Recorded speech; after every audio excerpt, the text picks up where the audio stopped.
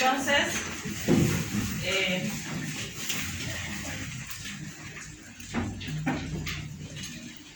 bueno, como ustedes recuerdan que es genética, han visto en embriología, ¿verdad? Entonces, la genética es el estudio de los genes. En el caso de las bacterias que vamos a llevar en el año, nosotros vamos a estudiar ciertas características específicas de cada género bacteriano cuando llevemos el género, pero debemos saber cuál es la generalidad. Entonces, la genética, más que todo, nos va a explicar cómo las bacterias pasan su información de una célula a otra y le confieren características que se expresan. Que en algún caso, ustedes han visto que con el COVID, los diagnósticos moleculares de identificación genética en Bolivia han avanzado en un año lo que no han avanzado en los últimos 10 años. Es decir, todos los centros de salud han podido traer métodos de estudio de genética como la PCR para identificación de COVID, pero pasado el COVID, ¿qué pasa con esos equipos? Entonces, en la actualidad, no solamente les sirven a los laboratorios para identificar virus, sino ahora hacemos múltiples diagnósticos bacteriológicos de tipo panel, que los vamos a ver en prácticas, y no solamente eso, podemos identificar genes de resistencia bacteriana gracias a la reacción en cadena de la polimerasa, que nos identifica genes específicos de algunas bacterias multiresistentes. Entonces, el COVID para nuestros laboratorios ha traído progreso, porque métodos que antes no contábamos, ahora muchas otras áreas podemos contar y aprovechar para actualizar nuestros medios de diagnóstico. Entonces, un gen es la unidad funcional del genoma, ¿verdad? Entonces, un gen tiene toda la información genética que va a darle las características que nosotros observamos en la bacteria. Va a determinar su forma, su tamaño, qué toxinas produce, qué enzimas produce, si tiene coloración, si no tiene coloración, si tiene olor, etcétera, etcétera, etcétera. Entonces, gracias a la genética, nosotros podemos observar o identificar en la bacteria cómo está organizado su cromosoma y cómo se expresan los genes. Si ustedes han visto el ser humano, ¿cuántos genes tiene? Muchos, ¿no ven? Dentro de los cromosomas. La bacteria, ¿cuántos cromosomas tiene el ser humano? 23 pares, las células diploides y las haploides, 23 unidades, ¿no? En cambio, las bacterias tienen un cromosoma, pero dentro de ese cromosoma tiene muchos genes que le dan las características para ser un ser vivo individual. No se olviden que nosotros como seres humanos somos un ser vivo conformado por muchos tipos diferentes de células, pero la bacteria es un ser vivo de una célula. Una célula es vida en una bacteria. Entonces, en esa bacteria tiene que estar toda la información que le va a servir para, primero, ingresar al organismo, en este caso al ser vivo. Segundo lugar, adaptarse al medio donde se va a localizar. Tercer lugar, reproducirse. Cuarto lugar, producir sus toxinas, sus enzimas. Quinto lugar, diseminarse. Sexto lugar, morirse, ¿no? Es un ser vivo que cumple un ciclo de vida. Nace, crece, se reproduce, igual que los seres. Entonces, las bacterias son seres vivos unicelulares que tienen un cromosoma y que toda su información genética es compleja, porque tienen que aprender a resistir todas las agresiones que el mismo cuerpo humano hace contra esto. Entonces, cada vez que nosotros respiramos, metemos dentro de nosotros miles de bacterias. En este momento ustedes están respirando las bacterias que yo estoy botando. Y yo estoy inspirando las bacterias que ustedes están botando también. Entonces, cuando, por ejemplo, una pareja convive, tiende a tener el mismo tipo de microbioma, pero cada ser humano tiene su propio microbioma. Y esa es su huella única, ¿sí? Y en la actualidad van a ver que el microbioma es la ciencia del futuro, porque ahora lo ligan a obesidad, diabetes, autismo, Parkinson, síndromes metabólicos y otro tipo de enfermedades que antes se creían que eran no transmisibles y que son enfermedades que ocurren porque tenemos predisposición, pero ahora se pueden controlar con terapia génica. Y cada vez más, ahora tenemos en nuestro medio lectores de información genética bacteriana que nos van a medir la concentración de bacterias en nosotros y va a servir para hacer tratamientos génicos. No solamente antibióticos, no solamente probióticos, prebióticos, sino tratamientos genéticos.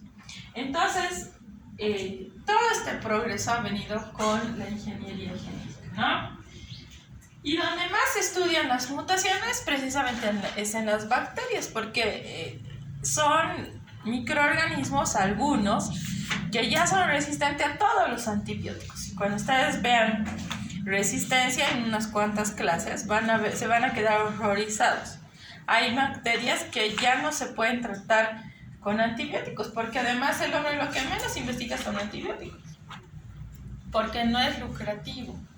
Entonces sí investigamos anticancerosos, investigamos quimioterapias, investigamos otras cosas, pero antibióticos no. Y no nos damos cuenta que las bacterias cada vez nos dejan menos margen para que podamos tratarlas.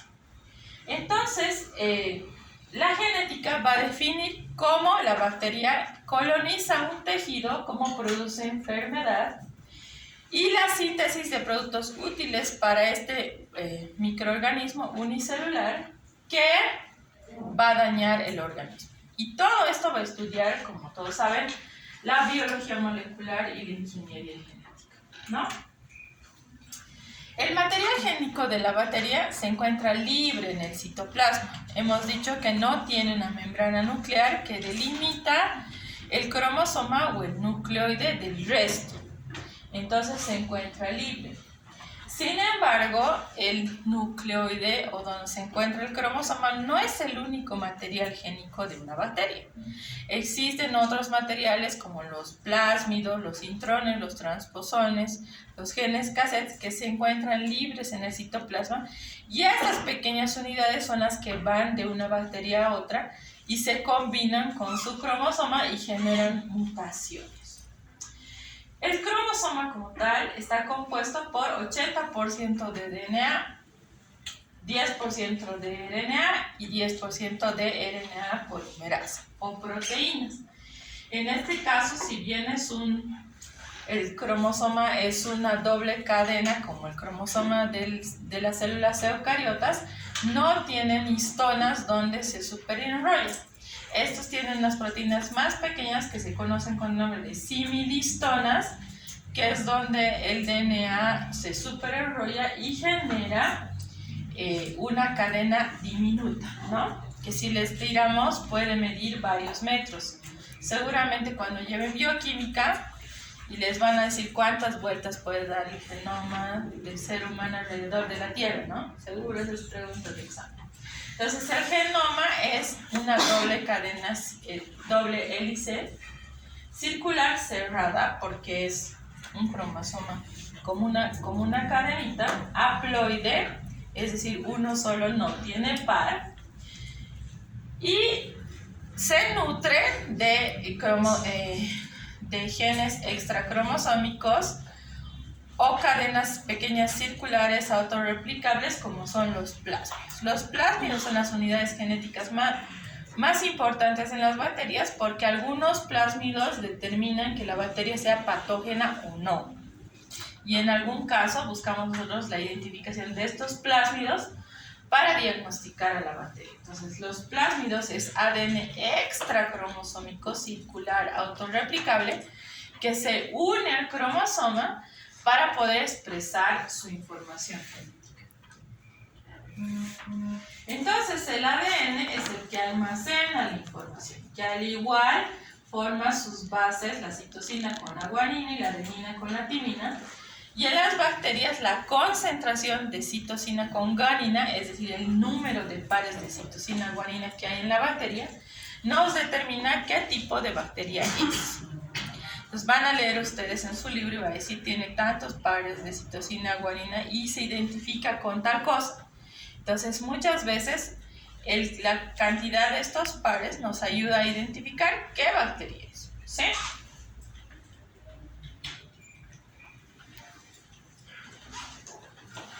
Así como el cromosoma está dentro del citoplasma libre, es muy chiquitito. Un nucleótido, que es la unidad más pequeña del cromosoma, mide o pesa 4000 daltons. Y más o menos tenemos 1000 pares de unidades genéticas por kilobase. Una Escherichia coli tiene 4200 pares de kilobases y forman un superenrollamiento. La Escherichia coli, que la van a escuchar a lo largo de todo el año, es una de las bacterias más estudiadas y de la que se conoce todo el cromosoma, de principio a fin. Entonces, muchos cromosomas se comparan con estas pares. Ahora, por si acaso, yo no pregunto cuántos pares de base tienen. Esas preguntas no nos sirven de nada.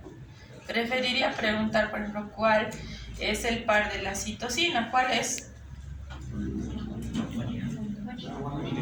¿Y de la adenosina? Ah, muy bien. Eso sí tienen que saber. Sí es importante. Y eso es la base de la genética.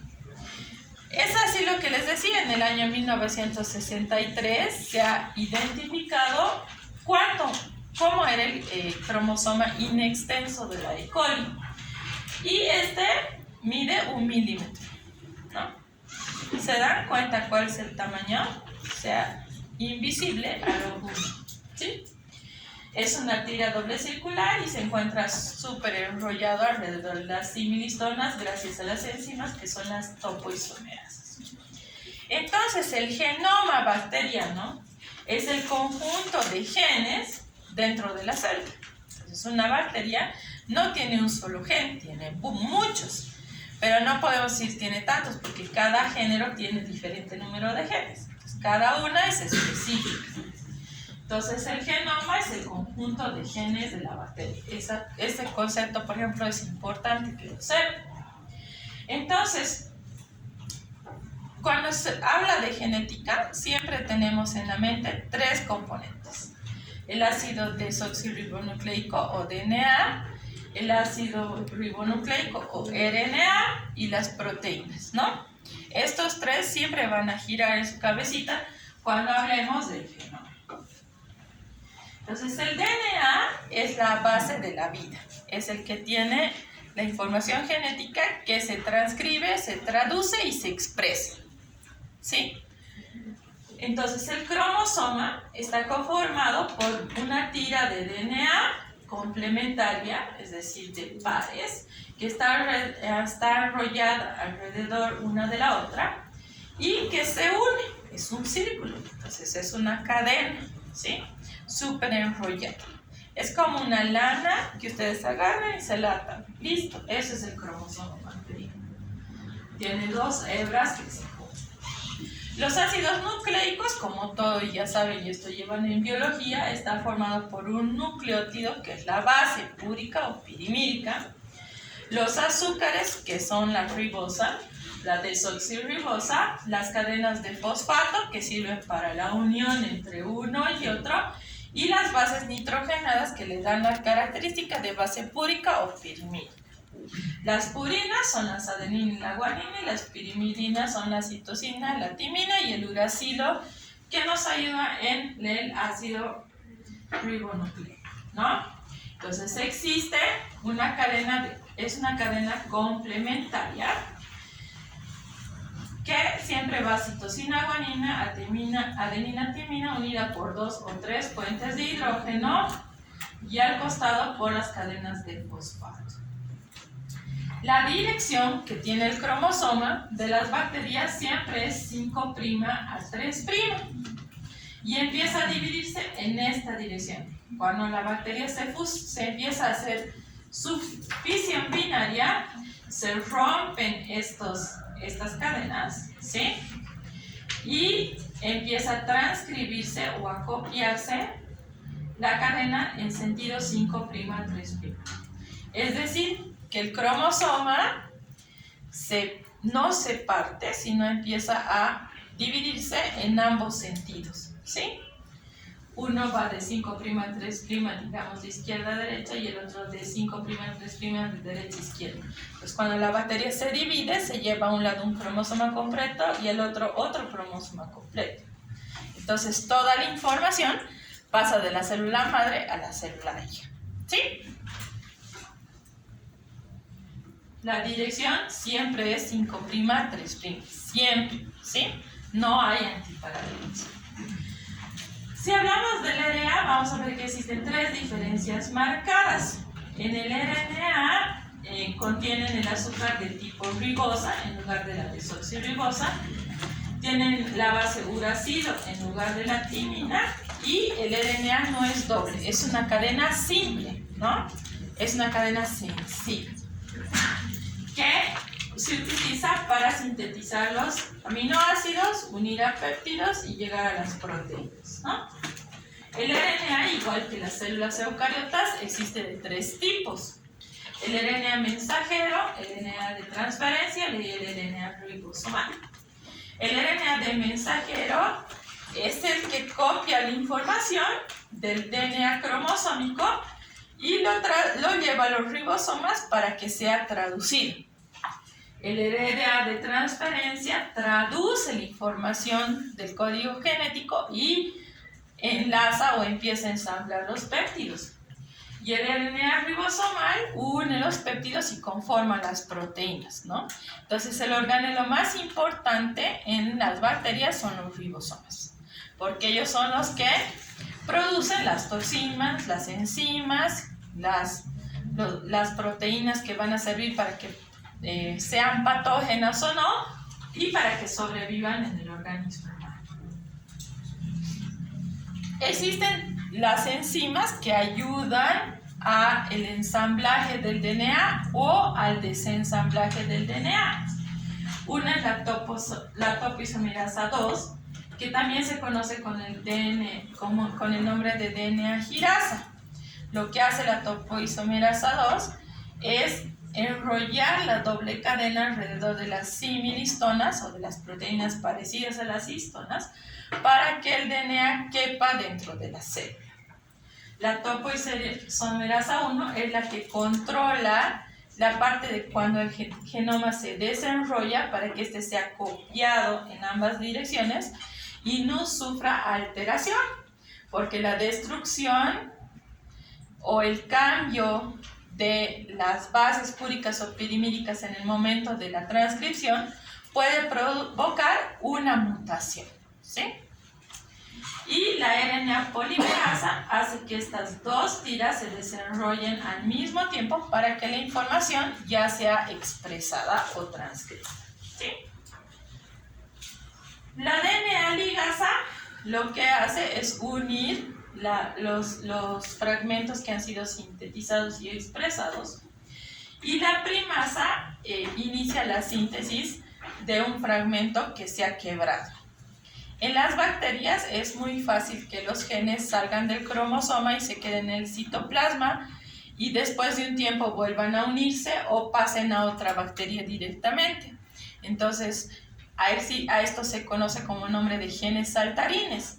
Salen de una parte del cromosoma y van a otra, o salen del cromosoma, llegan al citoplasma, y cuando se divide, ese gen saltarín solo pasa a una bacteria, no a la otra hija, y se traduce solamente en las que tienen este gen. Entonces, no son genes estables, sino pueden ir cambiando. Entonces, las primasas son las que se encargan de replicar estas unidades que están sueltas en el citoplasma y las ayudan a unirse al cromosoma para que se expresen. Los plásmidos, que hemos dicho que son las unidades extracromosómicas más importantes, son pequeños cromosomas chiquititos. No son como los cromosomas, pero son unidades pequeñitas que se encuentran fuera del cromosoma, son independientes y ellos solitos se pueden replicar. El número de plásmidos dentro de una bacteria puede ser 1 o infinito. No existe un número tajante de cuántos plásmidos puede tener una bacteria, Entonces, si les preguntan, ¿saben cuántos plásmidos tiene una bacteria? Ustedes van a decir, puede tener uno como infinito, depende de la bacteria, ¿sí? Y los episomas son pequeños plásmidos que se integran al cromosoma. Cuando el plásmido se integra al cromosoma, este se expresa y produce un cambio en la fisiología de la bacteria. Cuando el plásmido simplemente se queda en el citoplasma, no se expresa y no produce cambios en la bacteria. Entonces, ¿cuáles son las unidades cromosómicas que conforman la bacteria? Si ven, este es el cromosoma y estos son los plásmidos, ¿no? Chiquititos. Son unidades circulares que se encuentran fuera de la bacteria.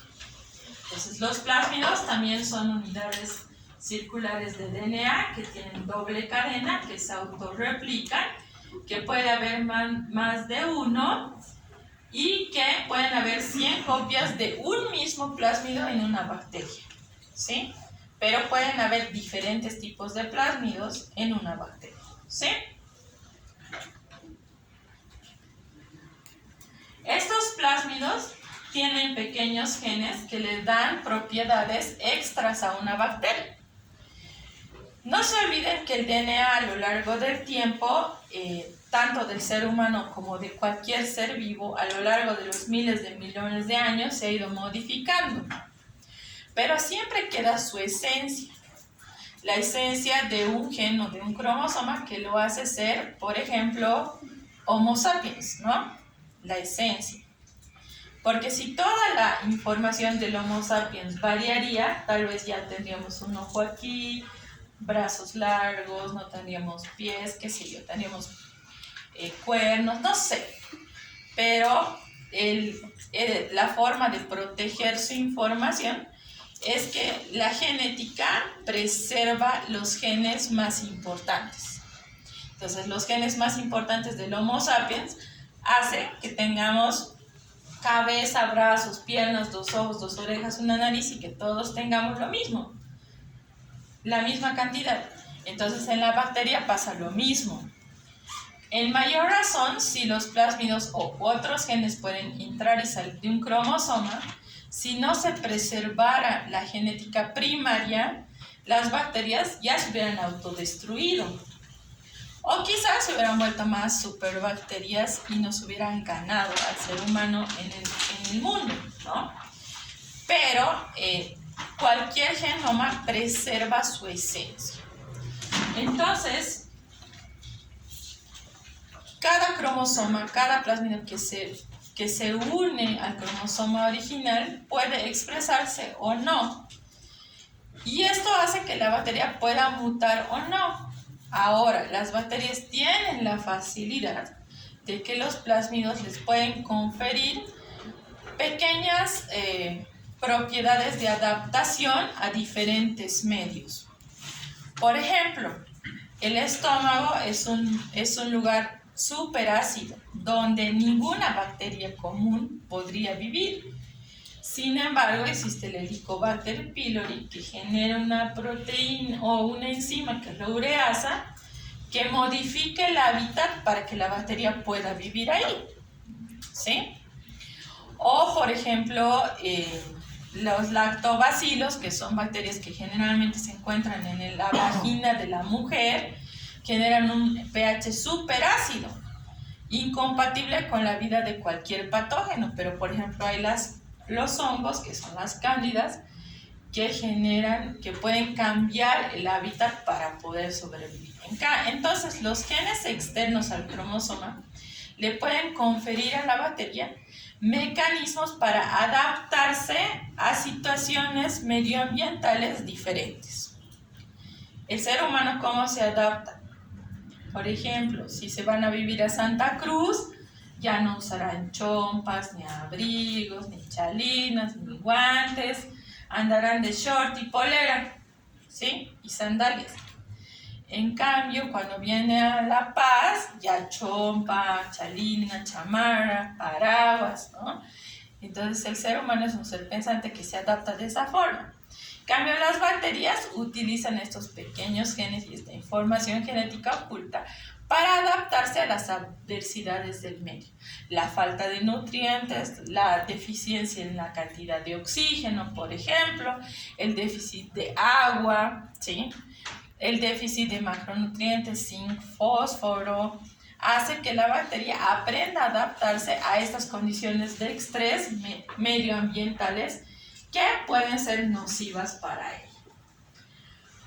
Cuando hay algunos plásmidos que se encuentran en alguna bacteria, puede ser que esta bacteria sea patógena o no. Por ejemplo, algunas bacterias que generan toxinas, como la toxina botulínica.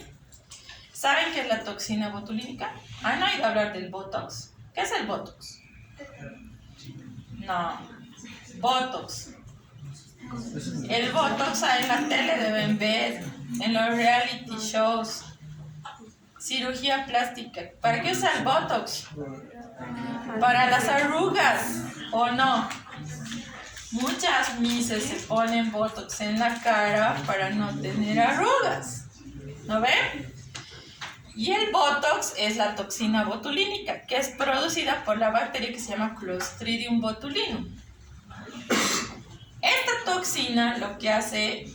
¿Por qué nos vemos estiradas sin arrugas cuando nos colocamos Botox?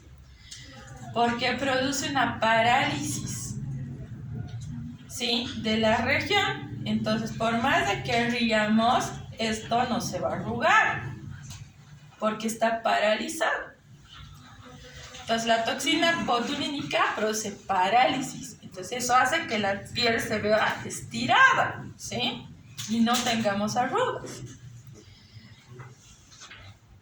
Esa toxina se produce en el Clostridium botulinum gracias a un plásmido. Cuando este plásmido no se encuentra en la bacteria, decimos que es una bacteria avirulenta porque no produce parálisis.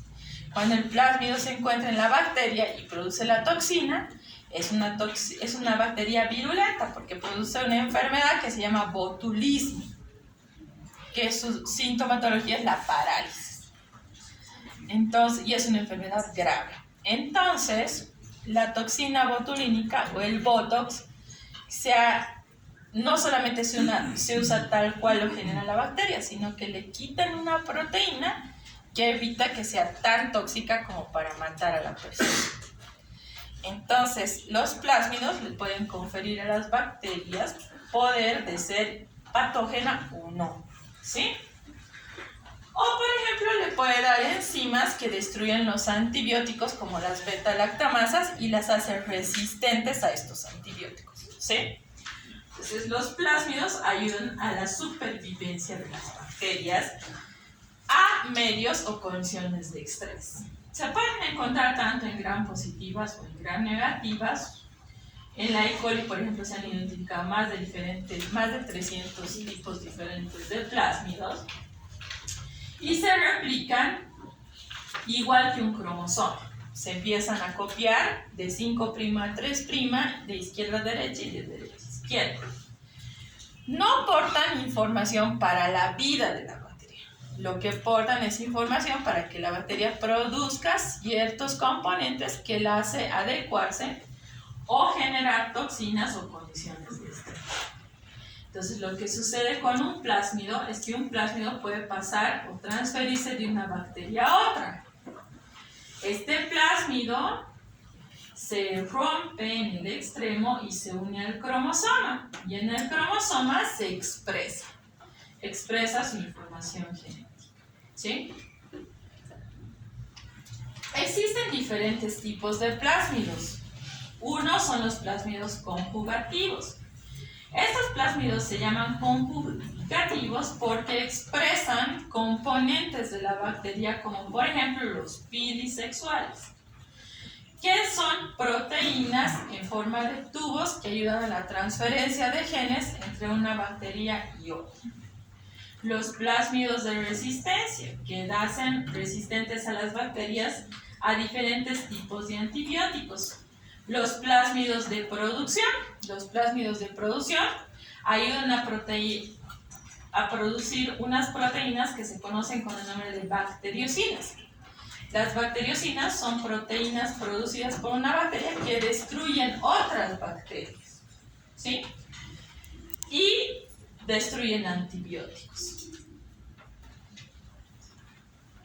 Existen plásmidos que tienen funciones fisiológicas, como por ejemplo el de utilización de la urea, que tiene el Helicobacter pylori, que lo que hace es producir ureasa que desdobla la urea en dos y genera disminución del pH en un sitio del estómago que hace que se forme una úlcera que puede derivar en cáncer gástrico.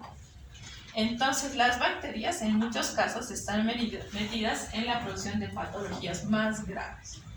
Algunos plásmidos producen pigmentos en algunas bacterias, verdes, rojos, amarillos, o algunos se conocen como plásmidos de virulencia, que ayudan a producir toxinas, enzimas, o son cancerígenos y que lo utilizamos para identificar bacterias como método de diagnóstico. En este caso utilizamos la PCR, la reacción en cadena de la polimerasa, para que nosotros podamos identificar plásmidos en las bacterias.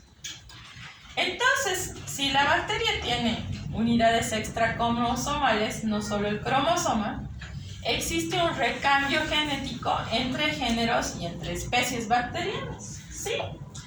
Y el recambio genético o la recombinación genética es el proceso simplemente por el cual el contenido genético de un genoma pasa a otro y se confusiona en su cromosoma. Esa recombinación genética es la que tiene como resultado el cambio o la producción de una nueva proteína o un nuevo mecanismo de resistencia, por ejemplo, porque se transfieren genes completos, grupos de genes completos, o se cambia el cromosoma por completo. En este caso existen diferentes formas de recombinación. Una es la transformación, otra es la transducción y otra es la conjugación. La transformación es cuando el DNA libre del citoplasma se incorpora a una célula en su cromosoma y se expresa. La transducción es cuando este genoma pasa a otra célula a través de un virus, que en este caso se llama bacteriófago. Y la conjugación es la transferencia del DNA de una célula a otra gracias a un plásmido o una proteína conjugativa que se conoce con el nombre de PID, que actúa como un puente a través del cual un cromosoma pasa de un lado al otro. Cuando hablamos de la transformación, que se habla desde el año 1920 y se han hecho muchos trabajos con el neumococo, hablamos de la incorporación dentro del cromosoma de un espacio nuevo que se